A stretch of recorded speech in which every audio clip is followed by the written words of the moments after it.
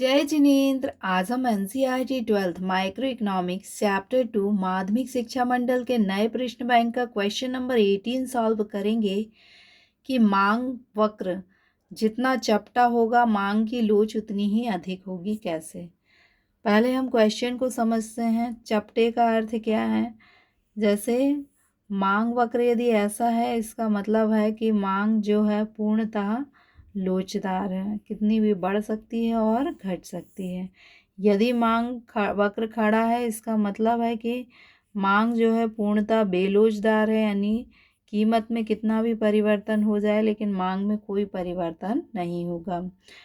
यानी जितना मांग वक्र चपटा होता है उतनी मांग लोचदार होती है, और जितना मांग वक्र खड़ा होता है उतनी मांग बेलोचदार होती है। जैसे कि कई स्थिति हो सकती हैं, तो जितना चपटा होगा उतनी मांग अधिक लोचदार होगी। तो अब हम देखते हैं कि चपटा मांग वक्र अधिक लोचदार होता है या नहीं। हमने क्या किया है, यदि दो वस्तुओं के मांग वक्र एक दूसरे को कटान बिंदु पर, जो वक्र जितना अधिक चपटा होगा उतनी ही अधिक लोचशील होगा। जैसे ये एक कटान बिंदु ए है, इसमें ये दो मांग वक्र हैं। इसमें जो वक्र अधिक चपटा है, इसमें आपको दिख रहा है कि ये वाला जो मांग वक्र है ये अधिक चपटा है, तो इसकी मांग की लोच अधिक होगी। अब इसे हम सिद्ध कैसे करेंगे? इसका प्रमाण है कि रेखा चित्र जो है हम बनाएंगे, तो ये आपकी एक्स एक्सिस है और ये आपकी वाई एक्सिस है। अब आपको सबसे पहले क्या करना है कि पी कीमत पर इतनी मात्रा और जो है उपभोक्ता खरीदता है। यहाँ पर दो उपभोक्ता हैं, एक की मांग वक्र है ये और एक का मांग वक्र है ये। शुरू में आप ये बनाएंगे। अब ये जो है आपकी प्रारंभिक मांग हो गई और ये आपकी प्रारंभिक कीमत हो गई।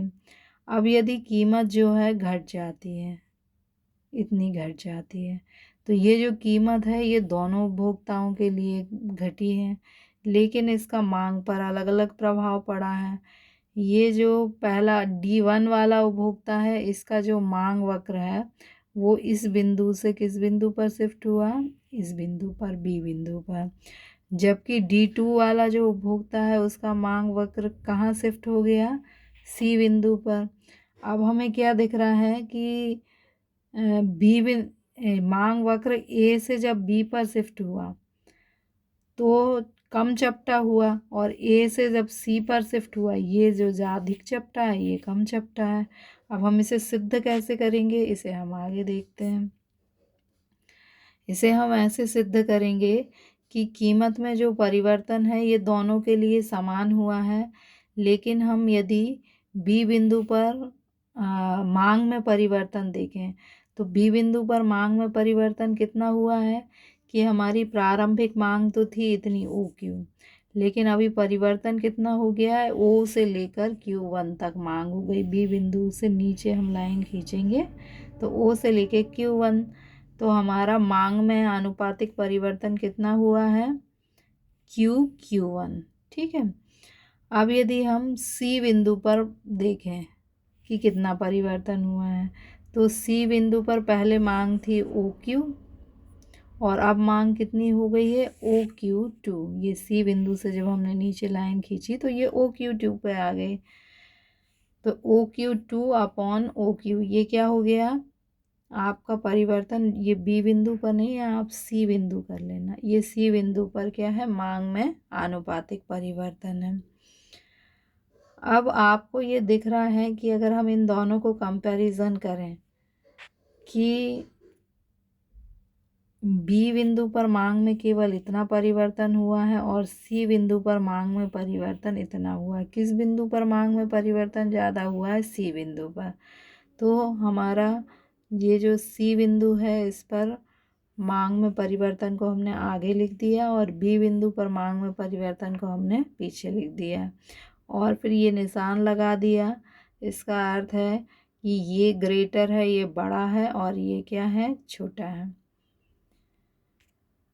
तो इससे हमने ये सिद्ध कर दिया कि सी बिंदु पर मांग की लोच अधिक है और बी बिंदु पर मांग की लोच क्या है, कम है, क्योंकि सी बिंदु पर वक्र अधिक चपटा है और बी बिंदु पर वक्र कम चपटा है। इससे ये सिद्ध हो गया कि चपटा मांग वक्र अधिक लोचदार होता है। इसमें आपको बस ये ध्यान रखना है ये सी है, बी नहीं है। एक बार और हम चित्र को बनाकर और फिर से समझ लेते हैं। आपको चित्र में क्या करना है, एक ही बार चित्र बनाना है, इसमें 2 बार बना हुआ है क्योंकि आपको समझाना था। चित्र एक ही है। आपने पहले ये ओ एक्स एक्सिस बना लेना, ये ओ वाई एक्सिस बना लेना। इसके बाद आप ये बनाएंगे कि प्रारंभिक कीमत पी पर इतनी मांग है। फिर आप ये D1 मांग वक्र बनाएंगे, D2 मांग वक्र बनाएंगे और इस पर ए लिख देंगे। इसके बाद फिर आपको बताना है कि कीमत जो है घटकर कितनी हो गई, P1 हो गई। ये आप कीमत को घटा देंगे और ये आपके जो मांग वक्र है, पहले तो आप ये मांग वक्र बी बिंदु से एक नीचे लाइन खींचेंगे और एक ये सी बिंदु से नीचे लाइन, तो ये आपका चित्र बन गया। एक्सप्लेन क्या करना है आपको कि ए बिंदु पर दोनों मांग वक्र की लोच बराबर है क्योंकि दोनों बराबर हैं। अगर कीमत में दोनों के लिए परिवर्तन कितना हुआ है, P से P1 तक कीमत परिवर्तित हुई है, लेकिन दोनों की मांग में परिवर्तन अलग अलग हुआ है क्योंकि D1 की मांग में परिवर्तन केवल इतना सा हुआ है क्योंकि बी बिंदु पर केवल इतना सा परिवर्तन हुआ है, जबकि ये तो क्या हुआ, D2 की मांग में D1 की मांग में परिवर्तन हुआ। जबकि यदि हम D2 की मांग में परिवर्तन देखें तो C बिंदु पर मांग में परिवर्तन कितना हो गया, इतना, यानी C बिंदु पर मांग में परिवर्तन ज़्यादा हुआ है और B बिंदु पर मांग में परिवर्तन कम हुआ है। तो जिसकी मांग में परिवर्तन ज़्यादा होता है वह अधिक लोचदार होती है, जिसमें कम परिवर्तन होता है वह कम लोचदार होती है। और इसे हम ऐसे भी बता सकते हैं कि D2 का मांग वक्र अधिक चपटा हुआ है तो ये अधिक लोचदार है और D1 का मांग वक्र कम चपटा हुआ है तो ये कम लोचदार है। Now we can see in the question it is shows that the flatter the curve the greater the elasticity of demand how, means यदि जो डिमांड कर्व है वो अधिक फ्लैट है तो उसकी इलास्टिसिटी अधिक होगी डिमांड की, Y. In this picture we can see that this is essential price and this is essential demand. This is price, in this price this is quantity demanded. If price decrease, and here this is equilibrium point of A and B, this is demand curve of D consumer and this D2 consumer, and this is demand curve of D1 consumer. A is intersecting point. If demand decrease from P to P1, the quantity demanded for D1 is here. We can draw a line. Quantity demanded increase only this, and quantity demanded of D2 consumer is increased from here to here, means quantity demanded for D1 is only here to here and quantity demanded for D2 is here to here, means quantity demanded for D2 is more and quantity demanded for D1 is less. We can write this in the equation that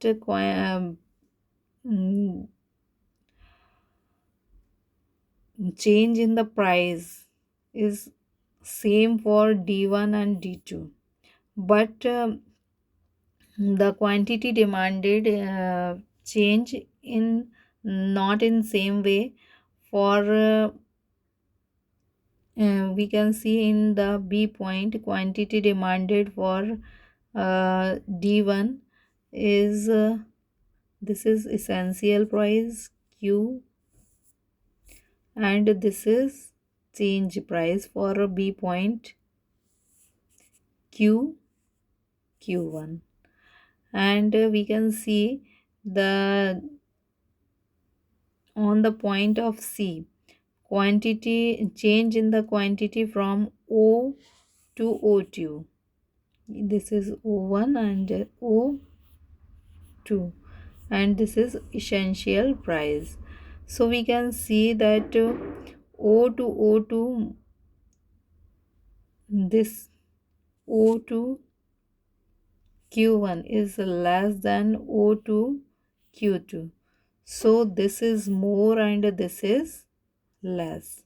So we can see that and the point of V, the demand curve is less flatter, and on the point of C the demand curve is more flatter. So this is proof that the more flatter demand curve shows more elasticity. Okay, thank you.